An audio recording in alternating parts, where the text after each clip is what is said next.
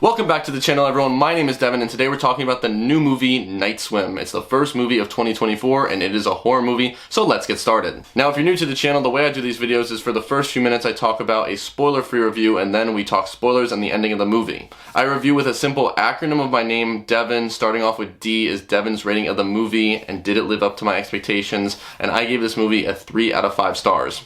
Now, that is not really that great because in my opinion, 3 times 2 is 6, so that's about a 60 to 65 out of 100 for this movie. It's your very basic horror movie. I wasn't scared too much. There were a few jump scares that got me, but for the most part, I predicted most of what was going to happen and when it came to the scares. Now, I didn't have much expectation for this movie. There's not much you can continually do with a swimming pool. They got pulled in a lot at the pool, those scares repeated, and there were some other good scares, but for the most part, I didn't really have that high of expectations. Now, the E in my name, emotional connection to the characters. Did I feel emotionally connected to the characters? And to be honest, I really didn't. We'll talk about this a little later, but I feel like this movie would have been a lot better if they gave a stronger connection between the father and the daughter as well as the son, and it really just wasn't there because they were too busy focusing on his illness and his career. Now, of course, the illness did have a huge part of the plot, but I feel like the movie would have been stronger if he showed a much better connection with his family. Now for V, value. Is the movie worth watching in theaters? And if you like horror movies, I would say yes. It is a good theater experience. The sound design is really great for this movie as well. There was one scene in particular where there is a cat in the pool and you can hear the different meows coming from different speakers in the theater, and that was one of the few scary moments for me, and it wasn't even a jump scare. It was just the sound of the cat coming from to my right and then randomly to my left, and then it felt like it was behind me, which was really cool. Now for I, is the movie predictable and does it take away from the plot?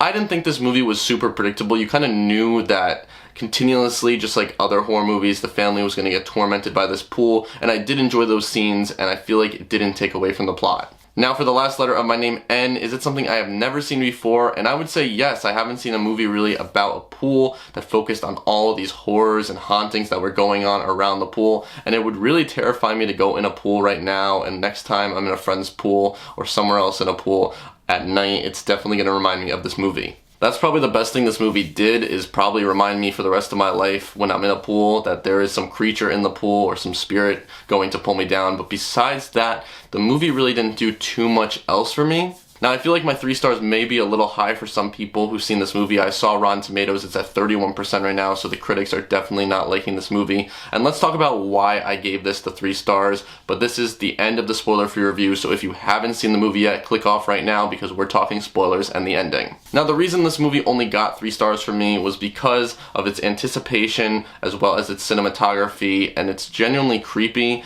but what it lacked was the emotional connection between characters. Some of my favorite scenes from the movie included the pool party scene. Anytime the daughter, the son, or the mom is at night in the pool, and it just builds the great suspense before something happens.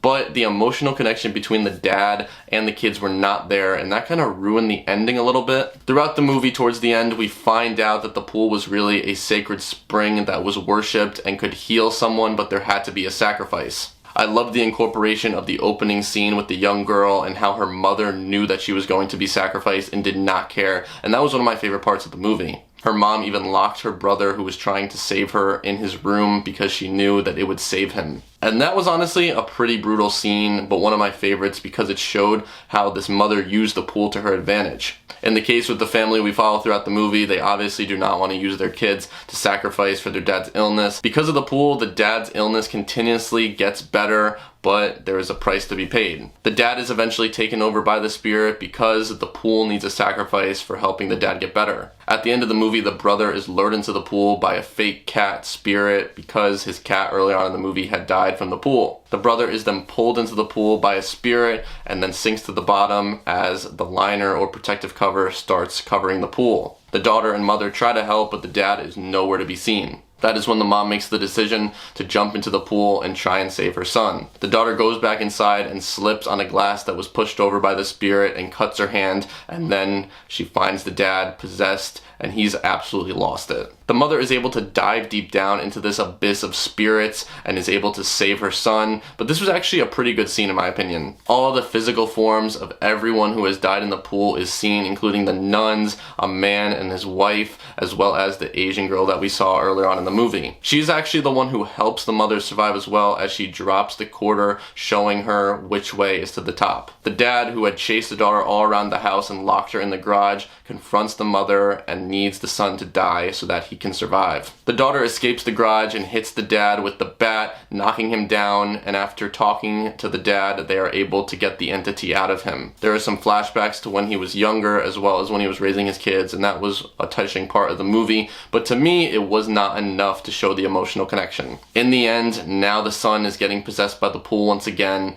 and the dad sacrifices himself by going into the water and taking his life. Now, this was a very touching ending in my opinion, but I thought that they could have shown a more emotional connection between the father and son, maybe show flashbacks of him coaching him, maybe show something that would have made me feel more attached to them as characters. During this scene, I was thinking about my dad who coached me for 10 years, and that would have been a stronger emotional connection to make me feel more emotion in the scene. Maybe instead of having him just show up at practice, maybe he was his coach all along, and I feel like that was something that could definitely have been rewritten in this movie, and that's something that I thought right away. Usually when there is a sacrifice or death in a movie, I'm very emotional to it, and that's how I know that it was a great movie and that it utilized its characters in the right way, but I feel like there could have been something much stronger here. Besides the generic cliche jump scares sometimes and this lack of emotional connection, that is my review for the movie Night Swim. 3 out of 5. Could have been a 2.5 out of 5, but I am being generous, but I want to see what you guys think of the movie in the comments, so let me know. I do all movie reviews, movie explanation videos for every horror movie.